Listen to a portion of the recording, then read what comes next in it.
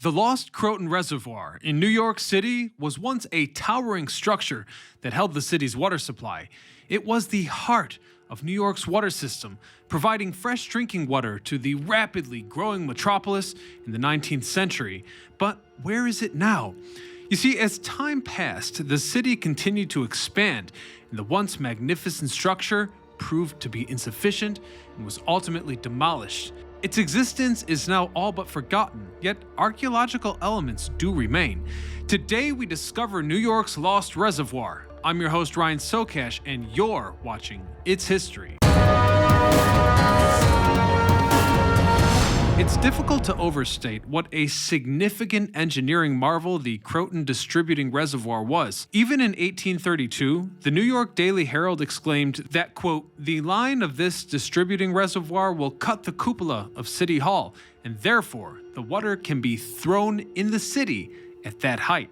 And this means the system enabled upward growth and the skyscrapers to appear later that century. But let's not get ahead of ourselves just yet.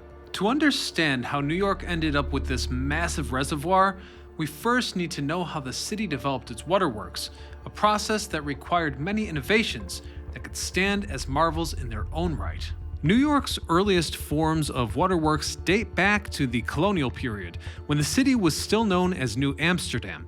In those days, the city's growing population relied on a network of wells and springs for their water supply.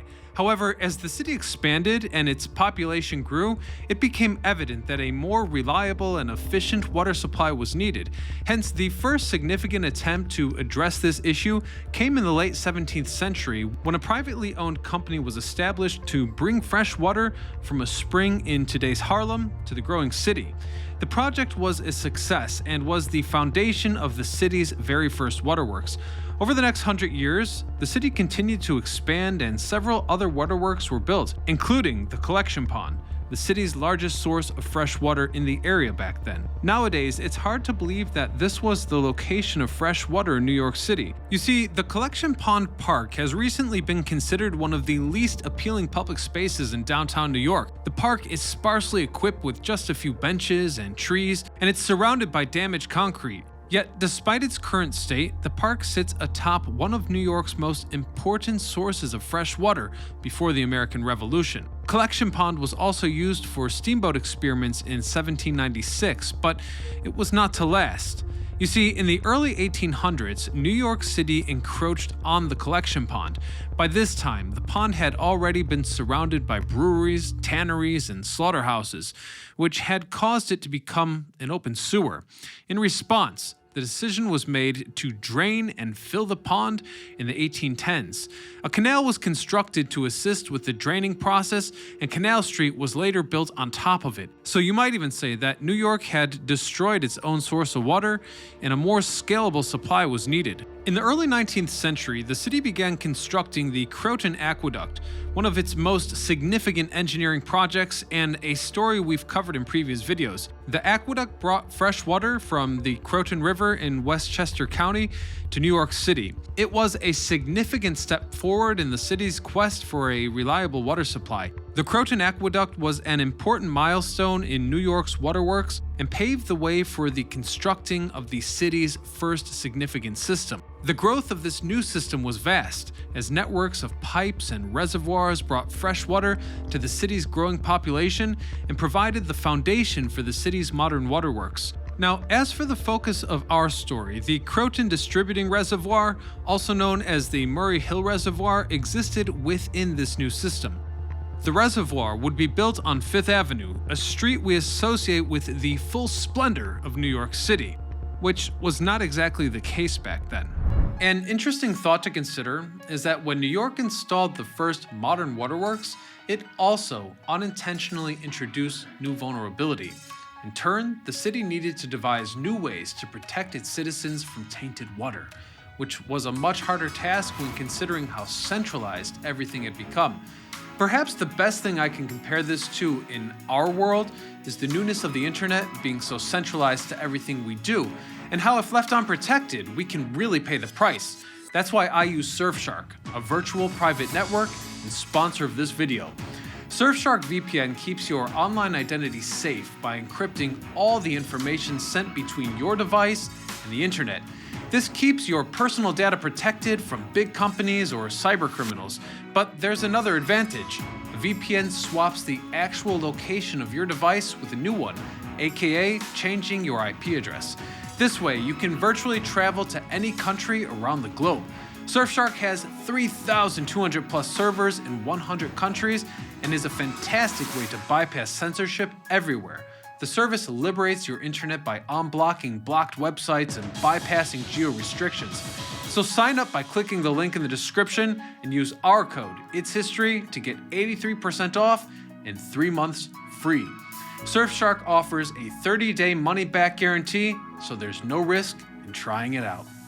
Even by the early part of the 20th century, Fifth Avenue was known as the Avenue of Allies, New York's most incredible pride, emphasizing the commercial and artistic importance of the area through graphic exhibits and demonstrations of applied arts, which in turn makes New York the art and fashion center of the world. Yet in 1820, before construction began, the New York Herald remarked that Fifth Avenue was a marsh, wasteland, meadow, and hill. During the first quarter of the 19th century, the line which the avenue now follows, quote, wandered over a picturesque countryside where trout, mink, otter, and muskrats swam in the brooks and ponds. Old newspaper sources suggest that the land which became Reservoir Square was a potter's field, or in other words, a peasant's grave.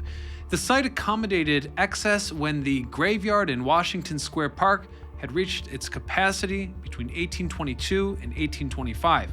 From there, the land was taken for the construction of the reservoir and renamed Reservoir Square. In the grand scheme of time, city land changes hands and redevelops so often that settling a permanent identity for any given location is challenging. Reservoir Square, being no exception to that rule, would later be renamed in 1884 to honor the poet and New York Evening Post editor William Bryant. This type of evolution was extremely typical to the entire vicinity of Fifth Avenue. For example, there's another fascinating claim by the New York Herald article from 1920, reading, in 1670, Sir Edmund Andros, then governor, granted Solomon Peters, a freed person of color, 30 acres between 21st and 26th Streets and Broadway and 7th Avenue. His descendants sold this land in 1716 to John Horne and Cornelius Weber, who established the Horne Farmhouse, which stood in the center of what ultimately became Fifth Avenue.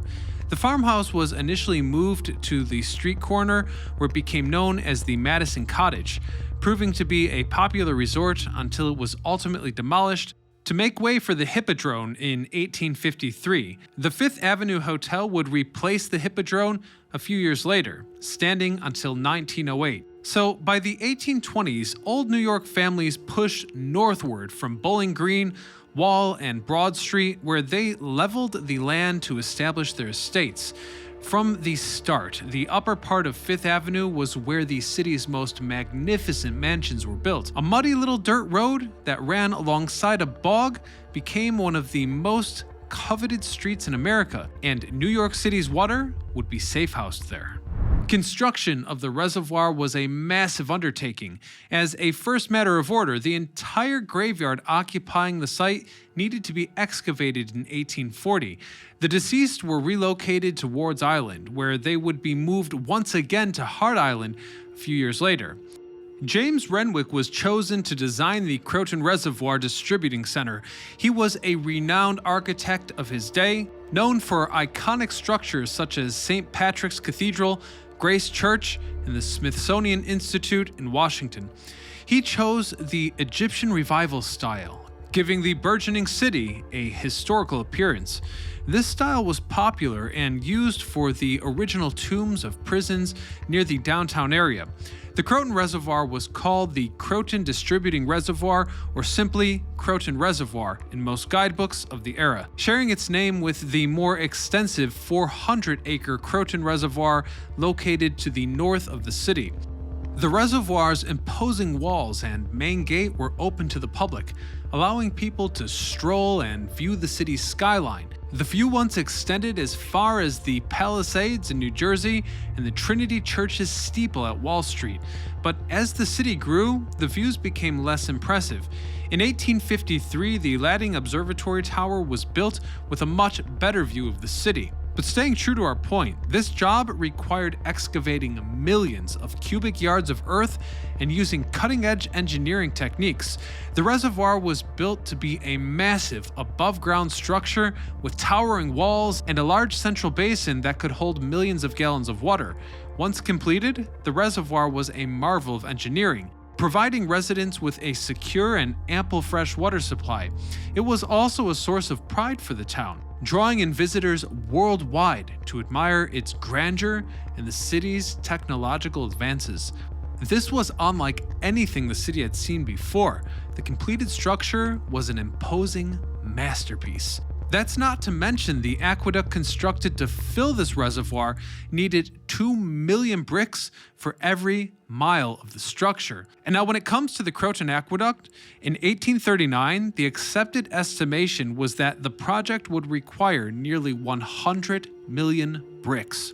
In October of 1868, the Springville Journal proclaimed that the 5th Avenue Croton Distributing Reservoir, collecting water from its 40.5-mile-long aqueduct, delivered 60 million gallons in 24 hours. The reservoir's storage capacity was 20 million gallons, and the construction of the serving aqueduct cost $9 million to build.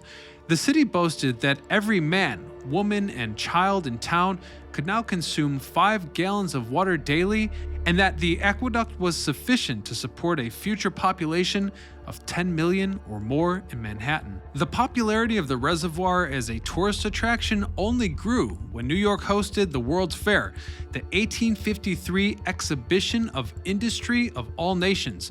The fair was next to the Croton Reservoir and had a glass and steel pavilion, the New York Crystal Palace, inspired by London's 1851 Great Exhibition's centerpiece. The pavilion showcased inventions and unique aspects of the country. The fair brought a tourist boom to the city, but the building lacked fireproofing and was lost on October 5th, 1858. As New York City grew northward, a second distributing reservoir was constructed in Central Park in 1877. Despite a state bill approved in 1881 to demolish the Croton Reservoir, it was preserved due to occasional droughts for another 20 years. Over time, vines covered its walls, enhancing its already aged appearance.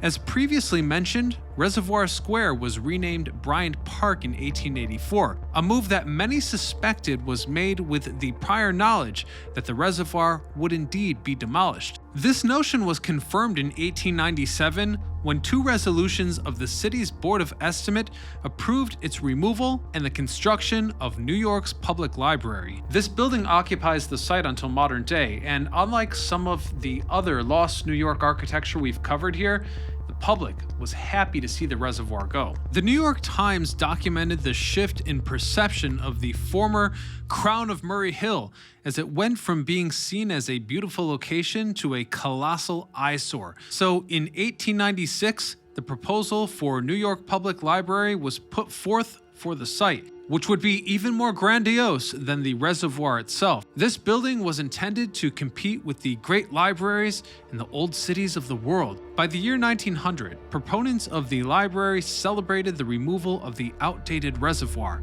In 1911, the main branch of the building was finished, containing over 1 million books on 75 miles of shelves. And within that library, even today, parts of the reservoir remain. The Beaux-Arts style library building features architectural elements inspired by ancient Rome, and in an inaccessible area, not visible to the public, some of the original bricks from the reservoir were rediscovered during a construction process. They had been left in place and hidden for nearly 100 years. Now, to some people, old bricks don't mean a whole lot, but I think this is amazing. The Croton Distributing Reservoir played a pivotal role in shaping the development of New York City, serving as a source of fresh water before being demolished to make way for the iconic New York Public Library. The legacy of the reservoir still exists today, with the remnants of the structure still visible within the library's South Court. The story of the Croton Reservoir serves as a reminder of the city's rich history and the impact of its infrastructure projects and just how they affect urban development. And that'll do it for this episode. Please keep this story alive by sharing the video, support the channel by clicking subscribe, and if you'd like to see commercial-free versions of its history, click that join button, and I'll see you in the members area. Until next time, this is Ryan Socash, signing off.